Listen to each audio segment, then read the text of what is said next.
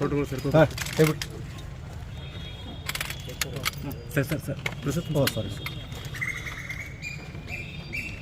Sir ಈ ಕಡೆ ಸ್ವಲ್ಪ ಟರ್ನ್ ಆಗ್ಬಿಡ್ರಿ. ಇದನ್ನೇ ಮಾಡಿದವರು ಯಾರು ಅನ್ನೋದು ಸ್ಪಷ್ಟವಾಗಿ ನಿನ್ನೆ ದೇವರಾಜೇಗೌಡರು ಹೇಳಿದ್ದಾರೆ. ಅವರೆಲ್ಲ ಇದನ್ನು ಆಡಿಯೋನು ಬಿಡುಗಡೆ ಮಾಡಿದ್ದಾರೆ. ಇದನ್ನು CBI ಕೊಡಬೇಕು. ಇಲ್ಲಿ SIT ಸಂಪೂರ್ಣವಾಗಿ DK ಶಿವಕುಮಾರ್ ಏಜೆಂಟ್ರಂಗೆ ಕೆಲಸ ಮಾಡಲಾಗ್ತದೆ. ಇದರಿಂದ ಅದಕ್ಕೆ ನ್ಯಾಯ ಸಿಗುವುದಿಲ್ಲ. SIT ಒಳಗಿರುವ ಅಧಿಕಾರಿಗಳೆಲ್ಲ ರಾಜ್ಯದವರು, ಅವರೆಲ್ಲ ಏನು DK ಶಿವಕುಮಾರ್ ಒಂದು ಕಂಟ್ರೋಲ್ದಾಗಿರೋದ್ರಿಂದ ಮತ್ತು ನೇರವಾಗಿಯೇ ಹೇಳ್ತಾರೆ DK ಶಿವಕುಮಾರ್ ಹೆಸರಲ್ಲಿ ತೆಗಿಬೇಕಂತ ಹೇಳಿದ ಮ್ಯಾಗೆ ಇದು ನಿಶ್ಚಿತವಾಗಿಯೂ ಈ SITದಿಂದ ನಮಗೆ ನ್ಯಾಯ ಸಿಗಲಿಕ್ಕೆ ಸಾಧ್ಯ ಇಲ್ಲ. ಇದು CBIನೇ ಒಂದೇ ಪರಿಹಾರ.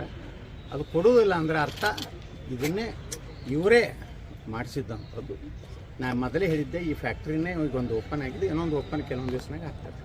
ಚುನಾವಣೆ ಪರಿಣಾಮ ಸರ್, ಚುನಾವಣೆ ಮೇಲೆ ನೋಡ್ರಿ, ಇದು BJP 14 ನಮ್ಮ ಲೋಕಸಭೆ BJP ಅದಾವು, ಅಲ್ಲೇನು JDSನವ್ರು ಯಾವೂ ಇಲ್ಲ.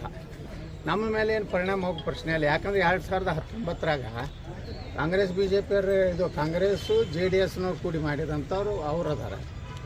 ಅವರು ಏನು ಇವತ್ತು ಮೊನ್ನೆ 24 ತಾಸಿನಾಗ ಆಗಿದ್ದಲ್ಲ, ಅದು 2019ರಿಂದ ಏನಾಗಿದೆ ಅದಕ್ಕೆಲ್ಲ ಕಾಂಗ್ರೆಸ್ಸೇ ಜವಾಬ್ದಾರಿ.